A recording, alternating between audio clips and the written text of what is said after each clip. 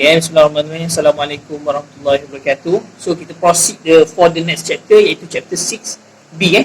So proses unit turnaround, iaitu TAR. So di sini adalah kesinambungan daripada chapter 6A lah. Dia lebih kurang je, cuma turnaround ni lagi complicated lah berbanding shutdown. Okay, so LO nanti you all boleh study sendiri, iaitu learning outcomes yang you akan dapat apabila after this complete this chapter. Okay, what is the TR atau TA atau turnaround? Okay, so turnaround ni adalah shutdown a plant or unit to repair, change, upgrade, maintenance in scheduling. So bila sebut macam ni, dia untuk repair, change, upgrade and maintenance. So dia adalah lagi lama berbanding daripada shutdown yang biasa. Sebenarnya hanya ada minor shutdown, tapi yang ni kita boleh istilahkan juga sebagai major shutdown. Okay, so piping and vessel eroded and corrode. Okay, biasanya berlaku benda ni lah. Dia akan berlaku proses eroded and corrode. Jadi akan berlaku sedikit hakisan, sedikit mungkin ada cracks dan sebagainya. So di masa inilah kita akan buat dia penukaran ataupun kita akan change with the new equipment dan sebagainya. Okay, rotating equipment juga akan berlaku masalah juga. Bukan start, lagi banyak masalah. Okay, macam pump tu, dia punya seal seal of pump, mungkin berlaku masalah dari segi dia punya bearing dan sebagainya. Okay, loose. So itu kita akan melakukan suatu turnaround. Okay, so what is the objective of the turnaround? Okay, so the objective is kita nak completekan turnaround ni in the shortest possible time. Cepatlah. Okay, the first one is the shortest possible work time. Second is the lowest possible cost. Okay, and then achieve the best quality of workmanship. So komitmen lah. Kita memerlukan komitmen daripada semua pekerja lah, untuk mencapai objektif of the turnaround ni, dan execute je turnaround with the highest possible safety record lah. Kalau boleh kita tak nak kalau boleh kita nak record cantik, bersih, tak nak langsung ada kita panggil lost time injury, iaitu LTI. Okay, so turnaround justification. Okay, all or worn out equipment is causing expensive downtime for unscheduled repairs. Okay, so new equipment design to improve operation or replace obsolete equipment is scheduled for installation. Okay, itu punya justification lah. Jadi banyaklah, melibatkan costing, melibatkan dia punya lowest possible time, shortest time. Sebab kalau kita kena ingat, kalau shutdown, every time and every second is the money. Okay, kalau kita dah delay ataupun kita dah buat masalah, sebab kita tak nak menjadikan lagi masalah, jadi dia menyebabkan kerugian pada syarikat tu lah. Okay, so kita masuk iaitu activities during turnaround. Okay, so the during turnaround, when all the units are down with the shutdown, purged, isolated with blinds and locked or staggered, maintenance group and the turnaround work begins. Jadi macam masa time ni memang banyak lah aktiviti yang kita akan lakukan lah. Okay, so this is normal activities. Okay, first adalah testing and inspection. Second is preventive equipment and maintenance. Okay, modifications atau modify existing equipment, installing a new equipment, and the lastly is the completing major project. Okay, yang ni saya rasa saya dah explainkan sebelum ni. Okay, testing and inspection. Okay, so saya just simplify je. So you all boleh tengok lah gambar rajah ni. Ada valve kan. So valve ni dia akan buka semua lah, dia akan barai semua tu. Okay, contoh seperti check safety and process interlocks to verify work properly. Testing and inspection pressure, relief and safety valve. So masa time ni lah, time shutdown dulu tak ada kan. Time turnaround ni, dia akan buat macam-macam. Check safety and process interlock system, and then testing and inspection the pressure relief valve ataupun safety valve. Inspect for corrosion and erosion, inspect tanks, piping and other equipment for evidence of corrosion, erosion, mechanical fatigue and wear. So kalau tengok masa testing and inspection ni banyak lah.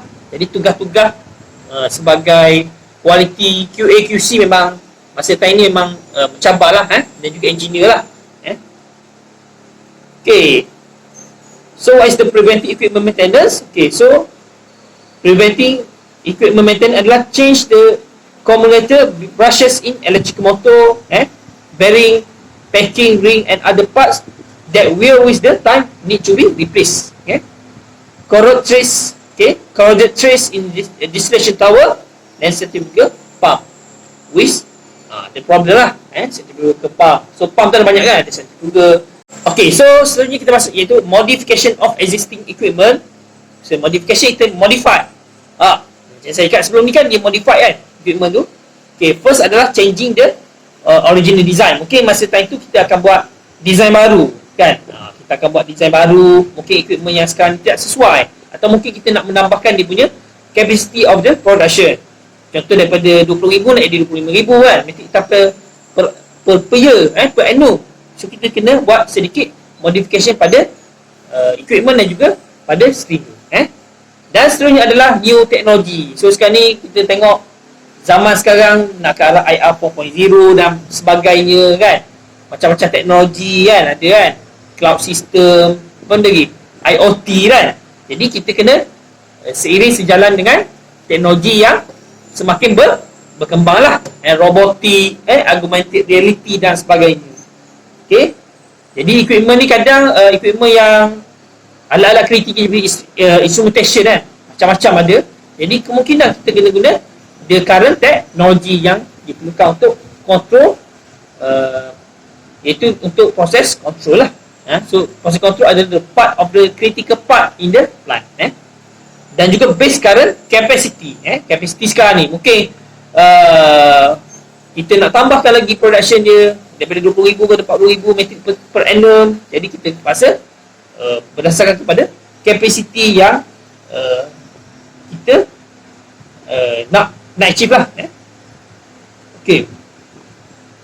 So after the modification, so installing a new equipment lah.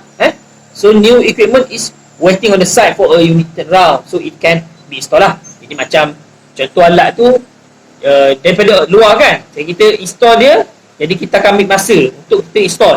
Jadi at this time kita akan install dia kepada replace the old one kan, yang masalah. Okay, expansion of the plant. Okay, kita mungkin nak buat expansion macam saya cakap tadi, daripada 20,000 capacity kepada mungkin 40,000 metric ton per annum. Dia nak production dia menghasilkan 40,000 metric ton per tahun, setahun kan.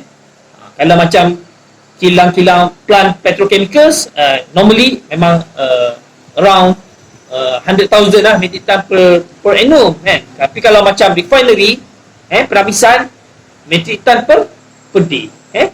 So you all bayangkanlah macam mana equipment yang diperlukan untuk refinery plant lah, dan mungkin gas, GPP, iaitu gas processing plant. Okay, so new equipment added. Okay, new equipment adds to increase the plant capacity lah.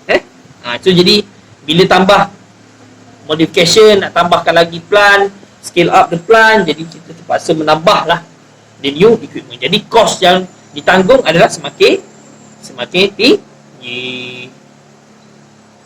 Okay, so safety concern during turnaround ni memang the factor one is safety lah. So factor that contribute to the rush of the accidents are, okay, contoh yang berlaku adalah seperti piping equipment are often leak explosion. A large number of contractors are involved, don't know better about the plant. So of course lah, sebab kadang kontraktor tak tahu plant. Jadi sebelum masuk tu kena ada safety briefing dulu. So dia kena tahu kilang ni buat kicap ke kan. Mungkin kilang ni buat yang tak payah sangat kan, kicap dan sebagainya. Kalau yang payah hydrocarbon lah, hydrocarbon, ada refinery, gas kan, gas payah lah dan sebagainya. Jadi kena tahu line ni chemical apa yang ada, line ni chemical apa yang ada, okay. And then is hurry up and get it done work at shoot working condition in the same area at the same time. Okay, kalau crowded tu memang kebanyakan berlaku sebab crowded lah. Ada team ni daripada team syarikat lain, company lain datang.